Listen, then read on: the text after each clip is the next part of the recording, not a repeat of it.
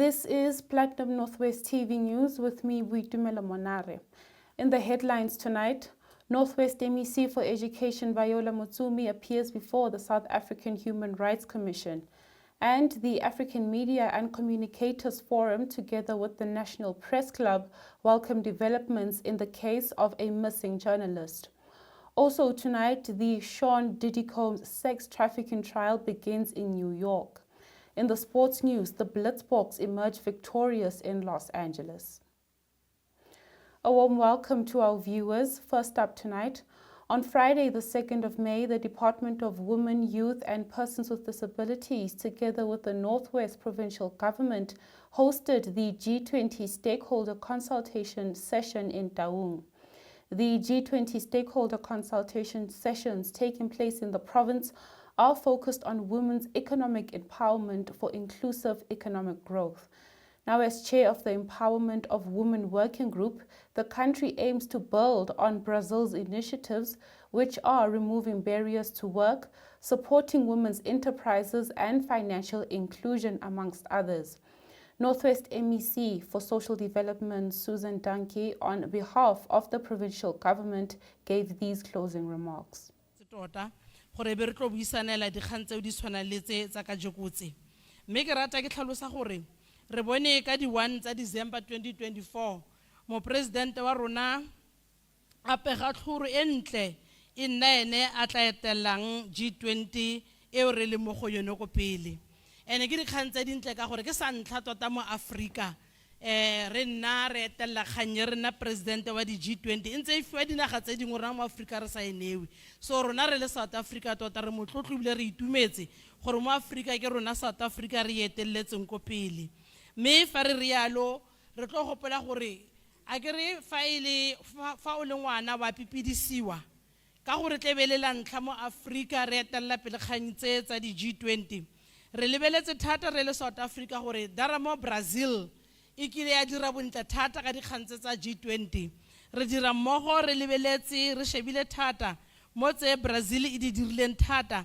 fa ene e eteletse kganye ka bo 2023 gore re bone gore le rona re ithunya dinte se ka re ge baeng ba mme a neng a bua ka bone kana re ana bua ka bone Elia batla dinaga di re fitlhele re tlhakatlhakana kere ba tla re hepa jang re tlhakatlhakane ke ka mo re na leng mediro e tshwanang le e kana dikopana tse di tshwana letse gore ga batla be re setse re ithuntse dintlha e be re setse re sobokantse gore ga batla re kgone go bega gore rona ke rona ba re ne re eletsa go le ka re thusa ka selese.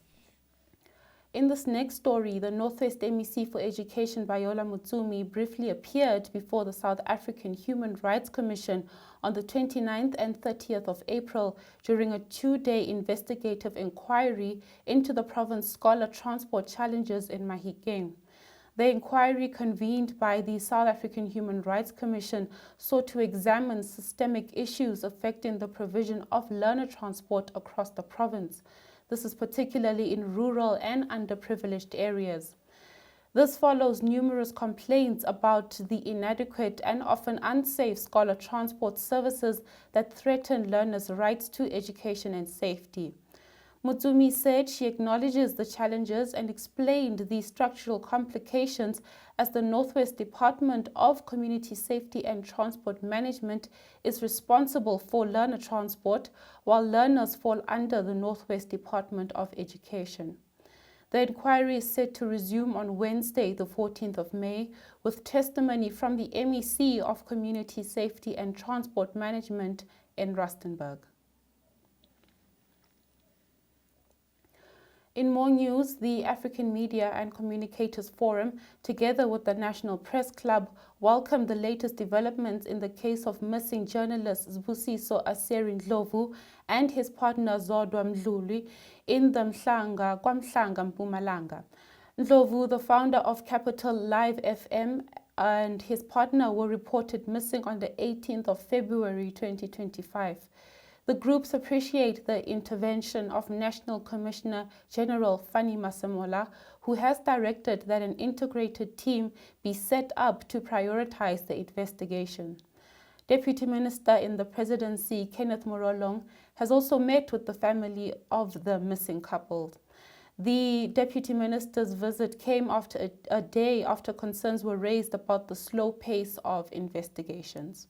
So today we met with the police early this morning to inter alia receive feedback on the developments around this case that is known to you. We can report with utmost confidence that we are of a view that significant progress has been made in this matter. And we're getting a sense that the police are seized with the matter. The investigations are at an advanced stage. We hope for a breakthrough soon. But we also wish to indicate that we would not want to delve into our discussions with the police, especially because they may compromise ongoing investigations. But we are quite encouraged by the work that is conducted by the police. We are told there's a joint investigation between the Gauteng and the Mpumalanga police, and that is why there are these significant progress, or rather achievements, or rather progress that has been registered thus.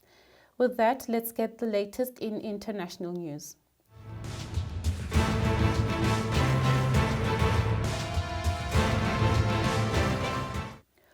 We go now to New York, where the sex trafficking trial of former music mogul Sean Diddy Combs has begun. Combs was arrested by federal agents in New York in September 2024 and has denied bail multiple times. Prosecutors say for years he coerced victims into drug-fueled sex parties using threats and violence. If convicted, the global superstar could spend the rest of his life in prison. Over the decades, Combs, who has gone by various stage names including Puff Daddy and P. Diddy, amassed enormous wealth for his work in music, but also his ventures in the liquor industry. Jury selection is expected to wrap up in about a week, with opening statements scheduled for May 12th. The proceedings are estimated to last 8 to 10 weeks. And now let's get the latest in business news.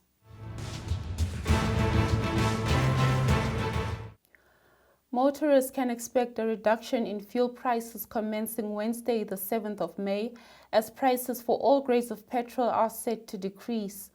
Minister of Mineral and Petroleum Resources Gwede Mantashe announced that the adjustment of fuel prices will reflect current local and international market conditions. The changes are said to be driven by global trade tensions, recession fears, oil oversupply, and OPEC plus production increases. And with that, let's wrap up with the sports news. Springbok Sevens head coach Philip Snyman commended his team's exceptional performance during the HSBC Sevens World Championship in Los Angeles. The Blitzboks ended the weekend as the only undefeated team and were ultimately crowned champions on Sunday. The Blitzboks opened strong at the Dignity Health Sports Park, defeating France, Great Britain and Argentina. On day 2, they beat New Zealand and Spain to win their first World Championship title. Coach Philip Snyman made these remarks. Very happy as a coach. I think the whole team, we worked extremely hard over the last couple of weeks, and to be honest, a coach can lay out a plan and a coach can give the plan, but the buy-in comes from the players and the special moments that they created on the field. The coach can't coach that, so all credit must go to the players. I'm really proud of them, and they deserve this weekend. They played phenomenal, and they were definitely the best team this weekend. Now, Blitzboks captain Selvin Davids expressed his pride in the team's efforts over the weekend. Davids, who was honored as player of the final, emphasized that their success over the weekend was a result of collective team effort. The team is set to return on Tuesday. From the world of netball, the Telkom Netball League Power Week 1 has concluded successfully, featuring exhilarating matches at the Sun City Super Bowl.